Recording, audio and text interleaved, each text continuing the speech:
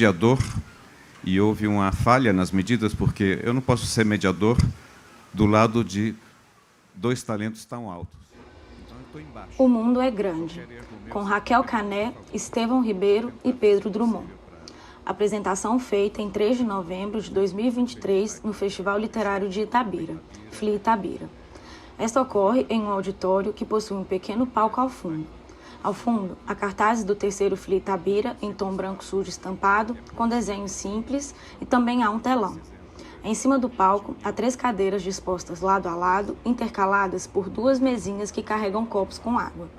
Da esquerda para a direita, a primeira pessoa sentada é Raquel Cané, uma mulher branca de cabelos lisos castanhos, cujo comprimento lhe vai até as orelhas. Ela traja vestido longo estampado em tons terrosos e alaranjados. A segunda pessoa sentada é Pedro Drummond, um homem branco que possui cabelos curtos grisalhos, apenas nas laterais da cabeça, e possui barba de mesmo tom. Ele traja camiseta social de botões estampadas de cinza e calça preta. A terceira e última pessoa sentada é Estevão Ribeiro, um homem negro de cabelos curtos com dreads de tom escuro. Ele traja camiseta social de mangas curtas branca e calça bege. Usa óculos retangulares. Ao longo do vídeo, a plateia é filmada e está cheia. No canto inferior direito do vídeo em questão está do início ao fim a intérprete de Libras, uma mulher branca de cabelos castanhos e blusa preta, que traduz simultaneamente tudo o que está sendo falado. No canto superior direito do vídeo lê-se Terceiro FLI Itabira. Les pido disculpas por no hablar portugués. Creo que tengo miedo de arruinar la música de su idioma si lo pronuncio, pero lo entiendo bien. Cuando me preguntan qué hago, me gusta definirme como lectora, porque creo que un artista es un gran lector, lector de palabras, de música, de imágenes, de gestos, movimientos. A mí leer me abrió el mundo y escuchar. Creo que la escucha es todo, escuchar al otro. La poesía es contagiosa y Drummond llegó a mi vida cuando era muy pequeña. En casa había muchos libros, algunos traducidos por el Centro Editor de América Latina. Mamá es una gran lectora, estuvo de visita en casa hace unos años y me dice, pero no es lectora de poesía, de narrativa. Me dice, viene a responder tu pregunta, ya llego. Estuve leyendo a Drummond. Dice, ¿tenés algo de Drummond? Mamá no lee poesía.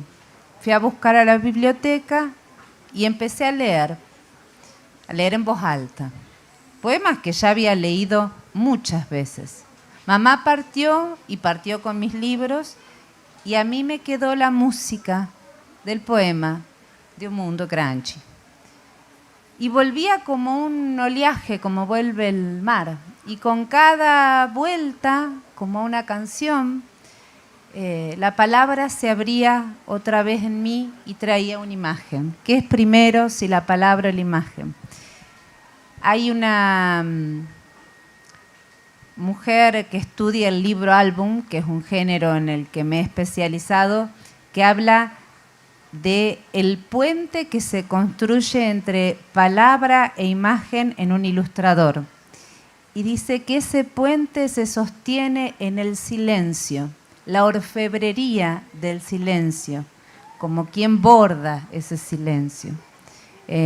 Así apareció Mundo Grande, con la música primero, con la palabra que se abrió después, con la imagen que convidó y el primer boceto fueron los círculos concéntricos que marcaban los 6 versos del poema.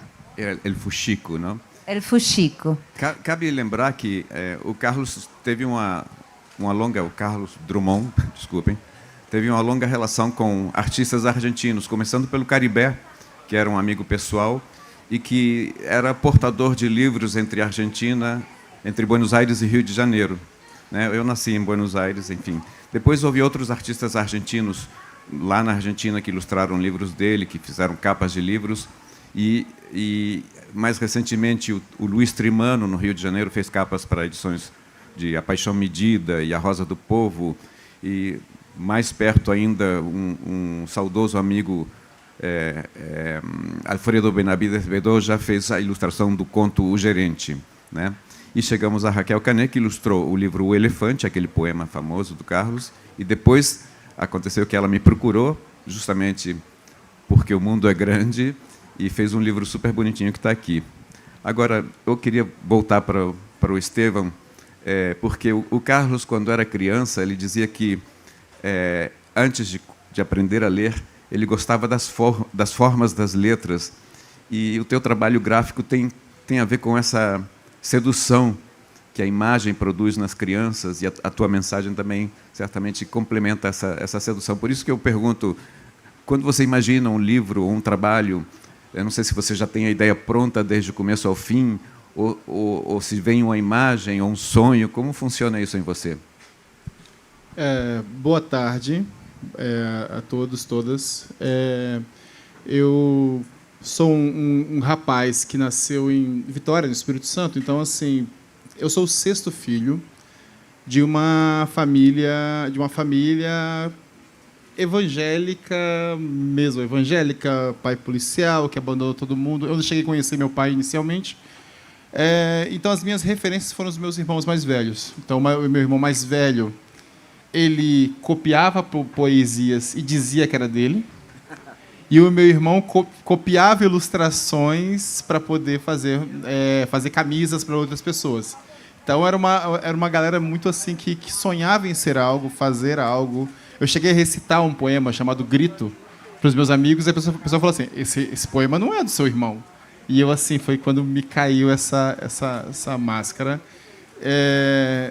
E dessas duas heranças que eu tive, vieram os quadrinhos, que é onde eu aprendi, onde eu me eduquei, me alfabetizei, através dos quadrinhos. E, a partir dali, por exemplo, em 1998, quando eu vi o Maurício de Souza ganhando o prêmio Troféu HQ Mix, de melhor publicação infanto-juvenil, eu olhei e falei, eu quero fazer isso da vida. Isso bem, porque eu achei que, assim, ganhar um prêmio fazendo desenhos era uma coisa que, poxa, seria muito legal. E nessa época eu já morava num lugar extremamente violento, muito complicado. E era muito difícil você imaginar ilustração, arte, em um lugar com muita demanda de outras coisas. Então, a última coisa que minha mãe queria na minha vida é que eu fosse desenhista, que eu fosse ilustrador, que eu fosse escritor. Né? Vai estudar, vai estudar, mas vai estudar até você aprender a assinar seu nome, porque logo precisaríamos trabalhar. E assim eu abandonei a escola na 8ª série. Eu abandonei a escola na 8ª série, por quê? Porque eu achava que eu não precisaria estudar para ser o artista que eu queria ser, porque artista é gerado através do dom. Porque existe essa coisa de você achar, pô, nós somos criados através do dom, nós temos o dom, tal, não sei o quê. Você lê muito sobre isso. Autodidata, fulano, não sei o quê, não sei o quê, não sei o quê, e criou a grande obra, tal, não sei o quê. Você sempre tem o autodidata na frente, como se fosse um tipo de meritocracia. É aquela coisa, apesar de autodidata, né, você conseguiu, porque se você tivesse todos os seus recursos, você conseguiria talvez até mais longe. Então, assim, para mim, assim, quando eu consegui produzir histórias em quadrinhos, fiz toda a minha produção a partir do meu talento, quando eu fui publicar esses materiais no jornal, quando eu fui contratado para o jornal, eu falei, você não pode assinar seus materiais porque você não tem 2º grau completo e, por isso, você não pode tirar registro de jornalista. Então, não adianta nada o seu talento se você não tiver um mínimo de educação, de um título que diga que você é capaz. Então, assim, para mim, a construção através da imagem, que foi assim, os meus irmãos me dando esses trabalhos que primeiro eu vi, depois eu li, e graças a isso, e também imaginando que através da imagem você consegue contar grandes histórias, eu produzi o Pequenos Heróis, que é um álbum totalmente sem palavras, sem balões, que são 8 histórias desenhadas por artistas diferentes, onde eu fiz o roteiro desses materiais, onde essas histórias elas foram publicadas no Brasil e nos Estados Unidos exatamente por não ter esse trabalho de tradução. que é sempre um empecilho para a gente. Então, esse material hoje ele ganhou um prêmio no Brasil. E aí, com esse material, eu ganhei o troféu HQ Mix 20 anos depois de começar a produzir histórias e quadrinhos na mesma categoria e, entre aspas, contra, que não é contra, mas concorrendo com o Maurício de Souza na própria categoria. Então, assim, falar assim, o que vem para mim primeiro, quando eu vou produzir alguma coisa, hoje eu tenho uma formação de roteiro, de roteirista. Hoje eu trabalho com audiovisual. Atualmente, terminamos agora de escrever a primeira temporada de Cidade de Deus. Então, eu sou um dos roteiristas da série Cidade de Deus. Então, para mim, as histórias elas começam com uma palavra, com uma frase. Entendeu? Uma pessoa que está chorando e começa a conversar com a nuvem.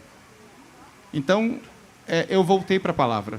Eu voltei para, sabe, antigamente as imagens me nutriam e dessa vez agora eu começo as minhas histórias assim. Eu sempre uso o que a gente chama de logline, né, que essas frases curtas, e a partir daí eu tento resumir uma história inteira e desenvolvê-la a partir daí, e os desenhos vêm junto, né? E é isso, atualmente é isso. A palavra me rege e as imagens elas são fabricadas a partir de uma primeira linha. Estou adorando te conhecer também.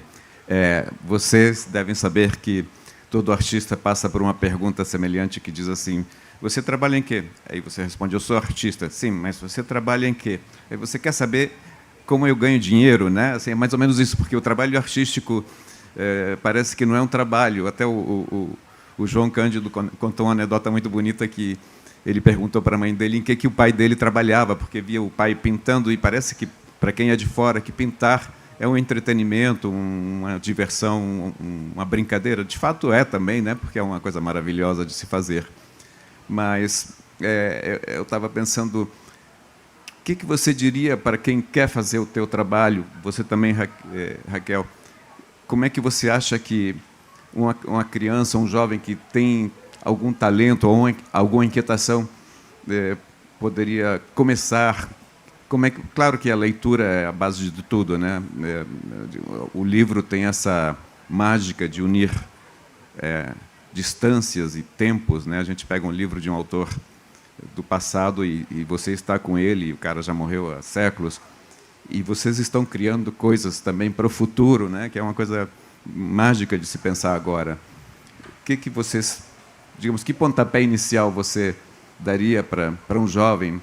Eu só fazer um parênteses, porque eu lembro que o Carlos, por exemplo, recebia muitos originais de jovens escritores, e às vezes o texto que ele recebia não era muito bom, e ele, enfim, no início ele falava, muito legal, não sei o quê. Aí o cara publicava o livro e botava o elogio do Carlos como um endossamento, e o Carlos, puxa, não pode ser assim. Então ele procurava estimular o jovem de alguma maneira, dizendo: olha, leia, né? Não deixe de ler, continue escrevendo e leia, escreva sobre qualquer coisa. Ele falava isso até para a mamãe: descreva uma escada, uma porta, qualquer coisa assim. Então, de que maneira você estimularia um jovem, você também, para começar a fazer um trabalho semelhante ao de vocês? Para mí, una palabra que le regalaría a cualquiera que se arroja a crear es permanecer, es perseverar, y es tener paciencia también, ¿no? Hay una idea, un mito de que el creativo tiene un minuto de iluminación y en ese instante todo acontece. Permanecer, hay algo de arte y algo de artesanía. Somos canales que tenemos que nutrir, alimentar, leyendo, escuchando, pero sobre todo permanecer en el esfuerzo, no por la diferencia, acá me vas a ayudar, entre terquedad y persistencia, ¿no? Terquedad é cabeçadurismo, por assim dizer. Y persistencia es atravesar la dificultad, ¿no? Sostenerse en la curiosidad. Eso es duro como artista. Sostiene la esperanza y el trabajo, las dos cosas. Eso diría. É um caminho difícil, porque não é um caminho usual, não é uma carreira usual, né? Assim, você enfrentou dificuldades as pessoas não acreditavam no teu talento pelo simples fato de você não ter um diploma e, no entanto, você deu a volta por cima. E é aquela coisa, assim, não é um discurso, obviamente, meritocrático. Não é tipo assim, eu ganhei pelo meu esforço, etc. Porque, na verdade, assim, eu produzo histórias em quadrinhos, eu produzo conteúdos desde os 14 anos de idade. Desde quando eu vi esse material em 98, na verdade, eu estava com 19 anos, quando eu vi que era isso que eu queria fazer de verdade. E aí, então, quando você olha quando você olha assim, por exemplo, do lugar onde eu estava, que era uma favela, né, sabe, um lugar que a gente chamava de área verde. Em Vitória, a gente dava muitos nomes, tipo ladeira para o que era morro, né, uns eufemismos assim, e quando Cidade de Deus veio destruindo todas essas coisas e transformando. Não, é favela, comunidade, virou tudo, virou meio que uma linguagem universal. E aí, Vitória e o município da Serra, onde eu morava, eles pegavam essas mesmas informações. Estar num lugar como aquele era tipo assim, cara, primeiro você tem que sobreviver. Como é que você vai sobreviver? Então, assim, enquanto eu alimentava o meu sonho de fazer histórias em quadrinhos, eu era chapeiro chapeiro são pessoas que são freelancers, vamos dizer uma palavra de agora e anacrônica, freelancer de carregando engradado. Ou seja, essas lojas, grandes distribuidoras de bebidas iam na beira, como se fossem, sabe aqueles filmes mexicanos que você vê o pessoal, quem quer trabalho, quem quer trabalho? As pessoas iam para a porta, dos becos e falar, estamos precisando de 4 pessoas para descarregar 5 carros. E você entrava naquele carro para ganhar tipo 20, 25 reais, e se você economizasse o vale era 30 reais, enquanto o seu colega, guardando um tipo de arma, guardando alguma coisa para alguém, ganhava 50. Então, assim, você falava, caraca, que tipo de coisa a gente pode fazer numa situação como essa? E aí você, quando você chega e publica seu primeiro material, e esses caras ficam assim, e os quadrinhos, Estevão? E os quadrinhos, Estevão? E os quadrinhos, Estevão? E o meu primeiro elogio, assim, não foi da minha família, não foi da minha mãe, não foi dos meus irmãos. Foi do cara que sempre me via lá, falando, e os quadrinhos, Estevão? Quando eu cheguei um amigo meu, que depois virou alguém importante dentro de uma espécie de organização, ele olhou bem assim, pô, quem disse que Jardim Tropical só faz vagabundo? Aqui, ó, começou a me mostrando trabalho, orgulhoso para a galera de lá. Então, assim, mas, assim, eu, de certa forma, eu perdi muitas pessoas para esse tipo também não só para o crime, mas, assim, perdi muitos talentos para outras coisas, porque isso aqui não é visto como... Isso aqui é um luxo para pessoas pretas. Porque a gente tem as nossas... eu acho que, assim, quando eu falo pessoas pretas, a gente está falando de que a gente tem todo um recorte social, quando a gente está pensando em fazer arte. Então, ou a gente só faz arte, ou a gente só faz samba, ou a gente só faz algum tipo de coisa. Eles só nos aceitam em algum tipo de recorte. E eu passei, por exemplo, num dos maiores eventos de quadrinhos do Brasil, eu passei sendo um dos 40 autores negros, antes 10, depois 15, depois 20, até 40 autores negros, em um evento que tinha 500 autores negros de quadrinhos. Por quê? Caras como João Montanaro, que é hoje chargista da Folha, foi chargista da Folha aos 16 anos. Por quê? Porque alguém da família, com todas as regalias que se teve, falou assim, olha só, vamos pegar esse cara aqui e colocar no jornal. Eu escrevia e fazia charge aos 16 anos. Só que não dá para se escutar alguém desenhando dentro de um barraco numa favela. Então, assim, essas oportunidades não chegam para a gente. Então, a volta que eu dei até agora foi uma volta de 20 anos. Foi uma volta na verdade, de 30 anos. Mas você tem consciência desse exemplo de superação, de perseverança? Quando uma criança te procura, você... Sabe, sim, você sabe disso? A gente sabe, a gente tem uma função, obviamente, de alimentar sonhos. Mas a gente não...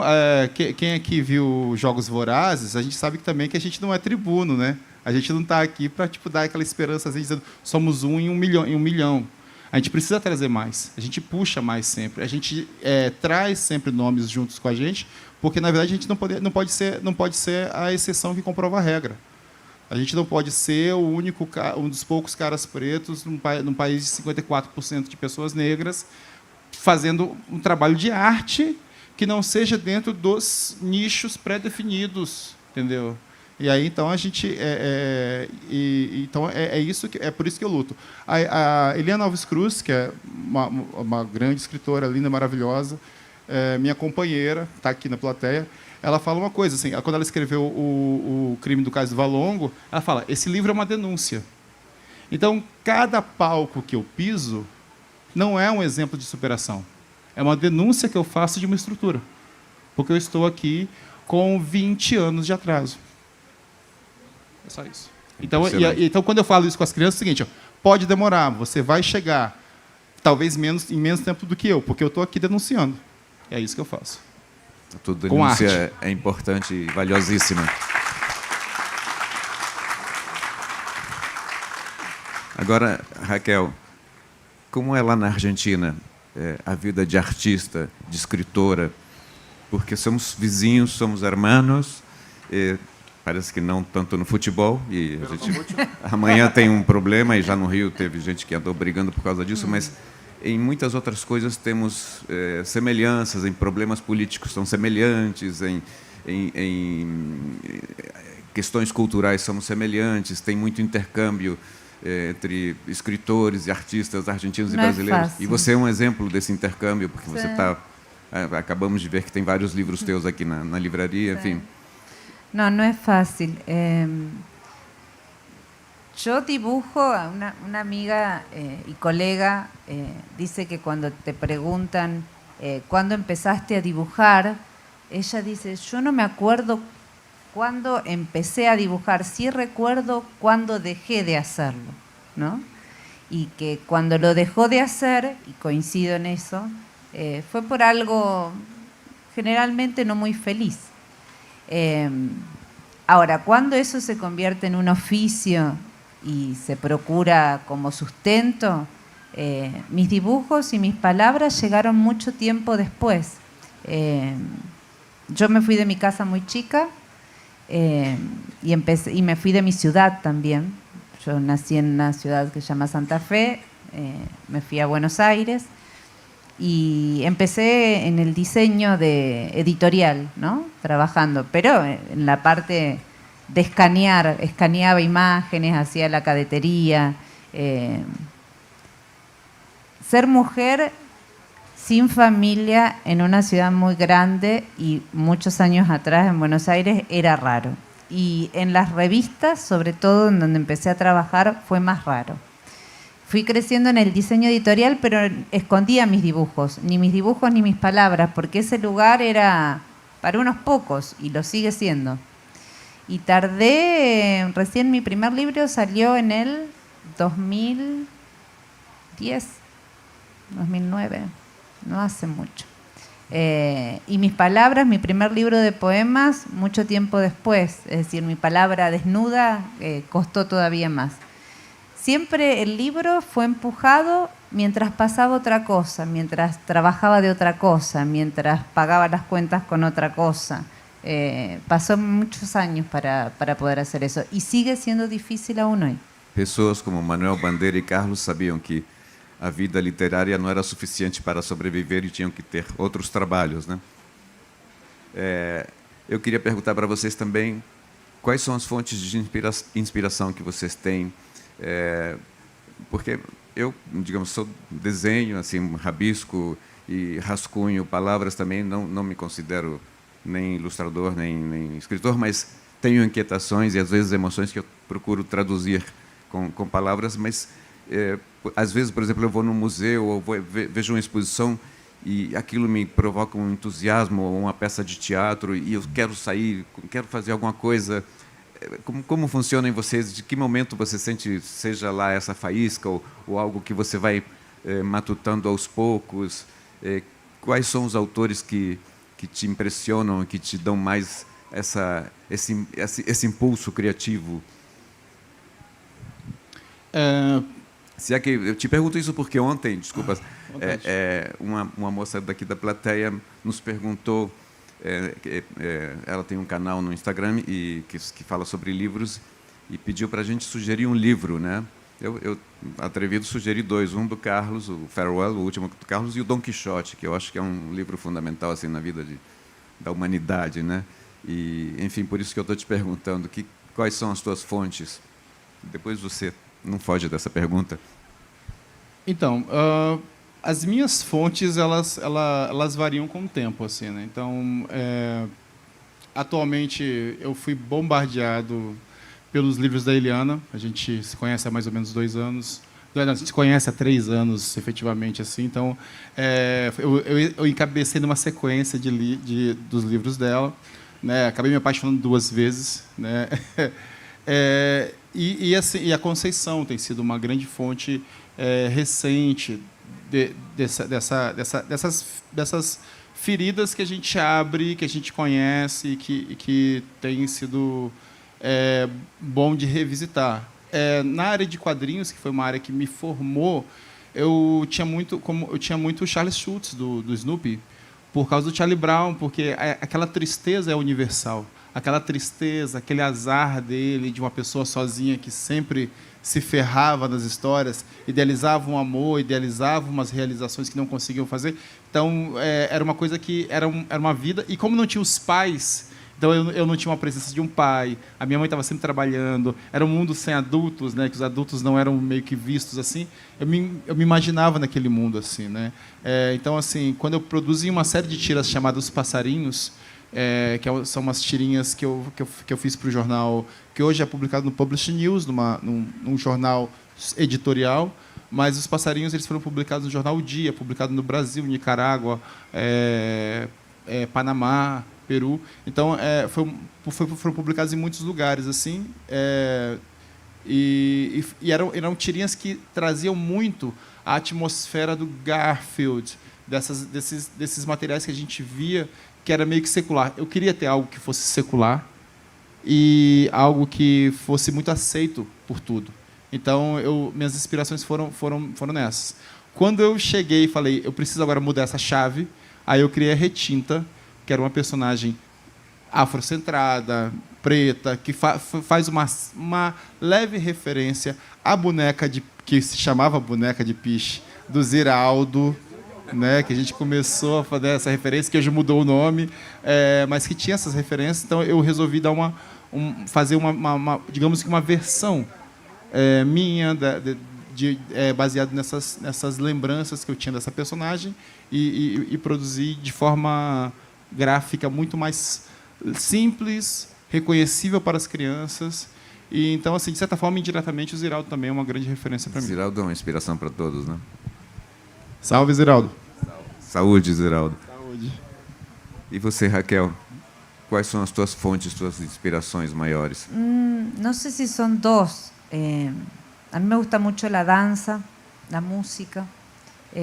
Por eso cuando decía de la lectura,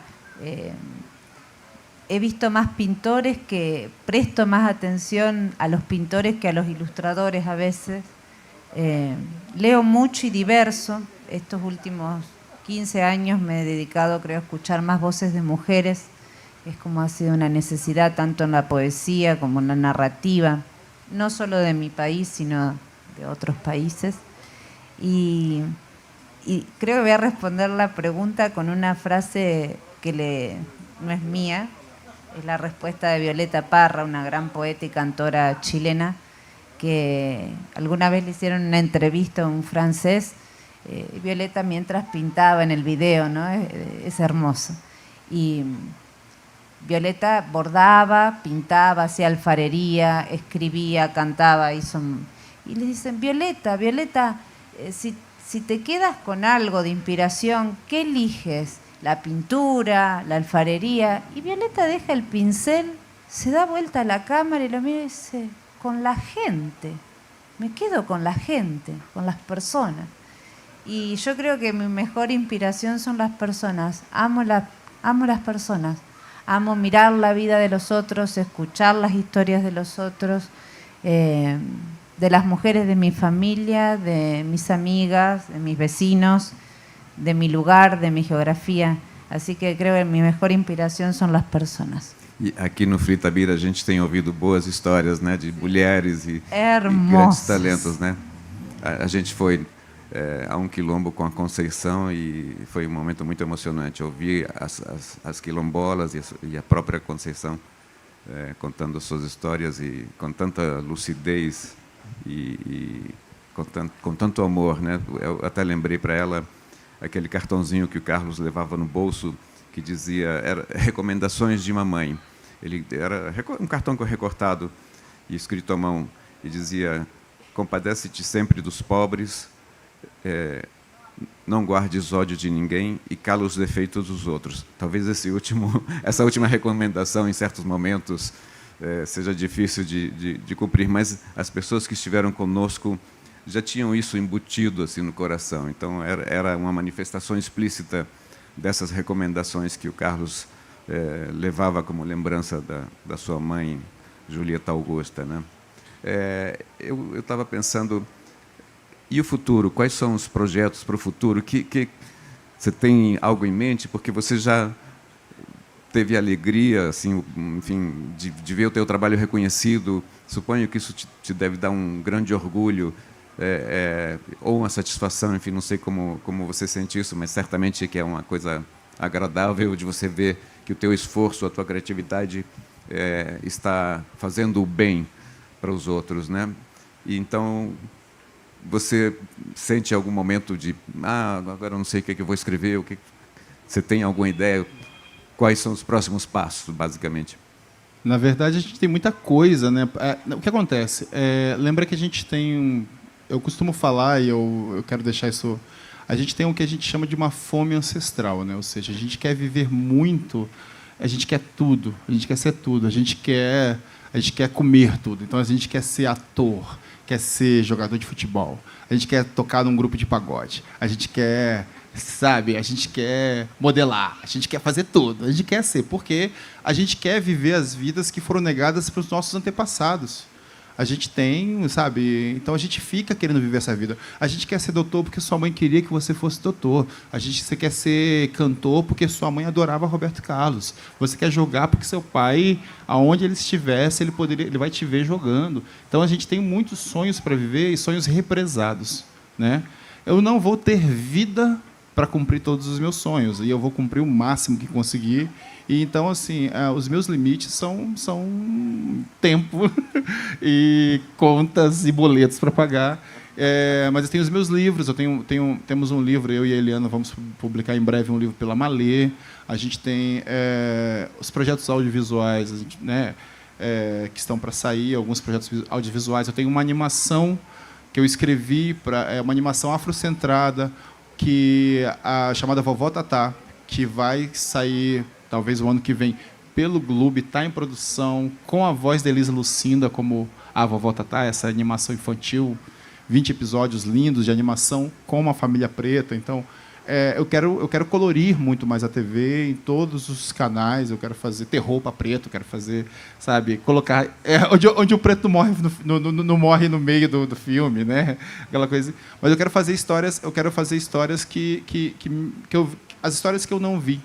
Eu quero fazer as histórias que eu não vi, quero fazer as histórias que eu gostaria de ter vivido e transformar um pouco dessa fome, dessas personalidades que não consegui atingir, transformar em histórias. É isso. Muito bem, muito bem. Eu tô super orgulhoso de estar aqui do teu lado, cara. E você, Raquel, quais são tus próximos passos? Eu até estou... na verdade, talvez eu saiba um pouco dessa resposta, porque eu estou querendo que ela continue ilustrando coisas do Carlos. En este momento es como que estoy dividida, ¿no?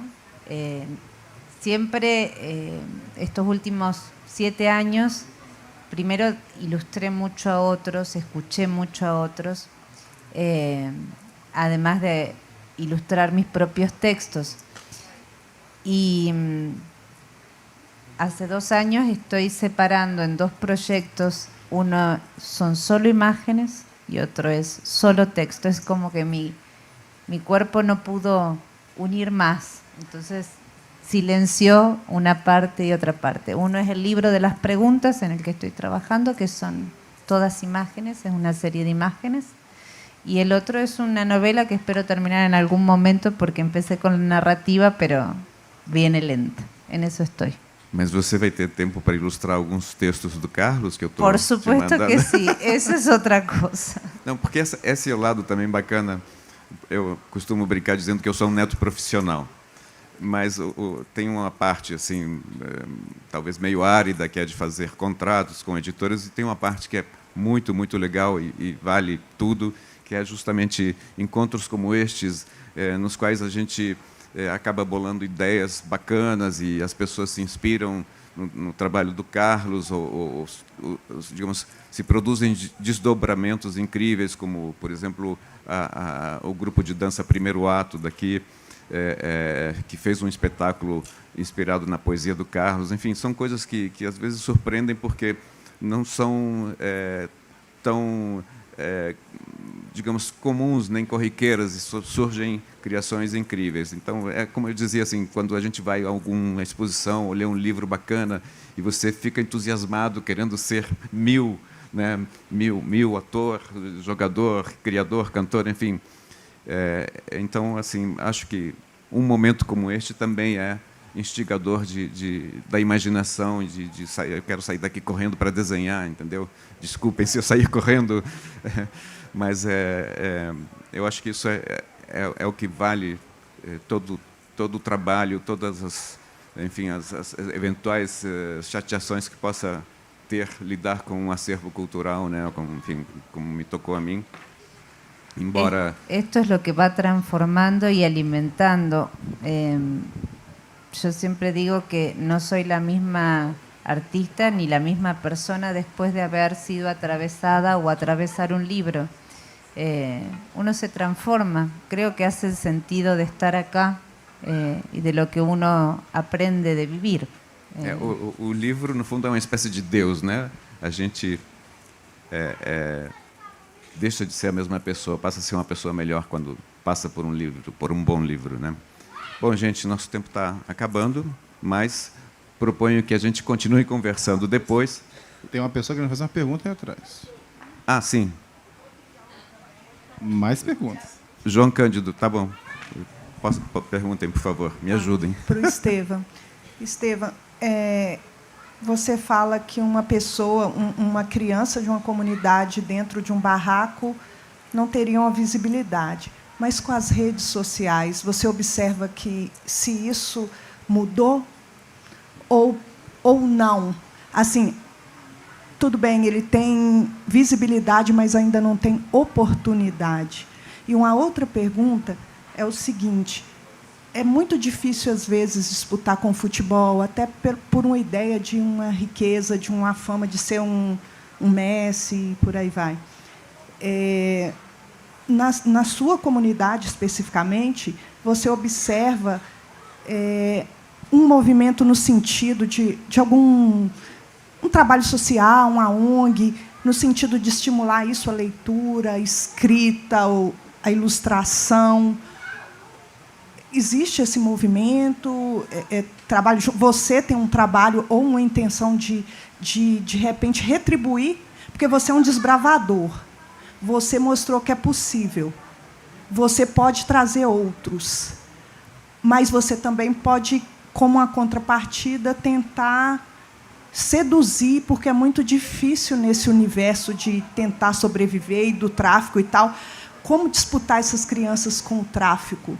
Porque a gente sabe que, às vezes, é a grana do aviãozinho que é aquilo que vai garantir a comida. Como disputar com isso? Como brigar com isso? Acho que você entendeu. Entendi. Obrigado pelo seu nome? André, obrigado pela pergunta. Olha, a gente... Aquela coisa, a primeira coisa é o exemplo, obviamente, mostrar que a gente sai. Eu acho que o funk e o trap têm trazido esses exemplos.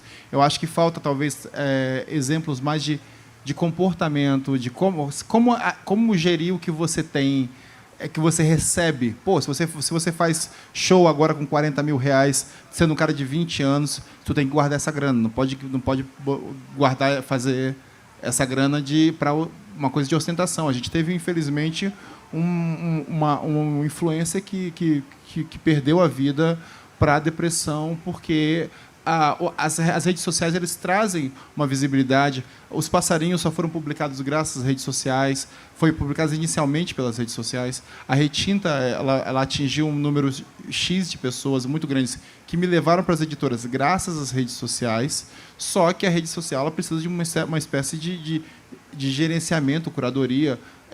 A gente precisa atentar para essas pessoas, a gente precisa de mais Nath Finanças, sabe, que Nath Finanças também era a menina que ficava no busão. A gente precisa ter outros exemplos e de certa forma, ampliar essas informações para essas pessoas. A gente sabe que, naturalmente, a gente foi educado para perder dinheiro. A gente foi educado para não ter esse controle do dinheiro, porque, senão, se é o dinheiro que manda, a gente não tem mais... esse dinheiro não vai ficar com a gente. Então, a gente é levado a ostentar, assim, porque é interessante, e quando, na verdade, os CEOs todos usam roupinhas, não ostentam, porque eles sabem para onde vai o dinheiro deles. Então, a gente precisa, sei lá, passar outros valores na internet, conscientizar mais essas pessoas que estão mexendo com dinheiro atualmente, ver que a vida de influencer, ou a vida são coisas que são coisas da moda. Se você não se reinventar, você é massacrado por likes, entendeu? Assim, teve uma época da minha vida que eu fui massacrado por esses likes. Então, assim, às vezes você tem uma audiência que não está ali para te ver, por causa da iminência da sua desgraça. Eles estão ali para ver você em algum momento fracassar. Então, assim, às vezes, então a rede social ela é um caminho. Mas o que falta é como uma educação, assim como financeira, como gerenciar seus projetos através dali, entendeu? Então, a educação é a base de tudo, né? Exato, entendeu? E isso é negado para a gente. Visibilidade é mais oportunidade para quem detém os meios de produção. Porque é uma cantora famosa que vai pegar você e vai fazer uma trend. É uma dançarino daqui que vai pegar a menina da favela que está fazendo um passe novo e trazer para cá. É o DJ não branco, mas assim menos preto, que vai fazer mais sucesso que o Retinto, que lançou uma paradinha lá na favela. Então você sempre vai ter uma exploração disso. Visibilidade não quer dizer, infelizmente, não quer dizer que você vai alcançar. A favela cria, o pessoal, o asfalto se apropria e devolve para a favela como tendência. Sendo que, na verdade, ali está a tendência. Ele fala, não, a tendência de agora é isso. Então, a gente tem que aprender a decifrar isso, hackear isso. Obrigado. Eu queria fazer uma reflexão, Pedro.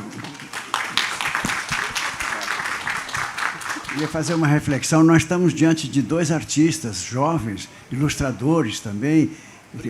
Obrigado pelo jovem, 44 anos, pai de duas meninas de 7 anos. Desculpa, mas você é bem jovem. Vocês são jovens. Eu tenho quase o dobro, vou fazer 85, então acho que eu posso te chamar de jovem. Então, uma reflexão que me ocorreu é que um aspecto da obra de Portinari, muito pouco conhecido, é que ele foi ilustrador de livros.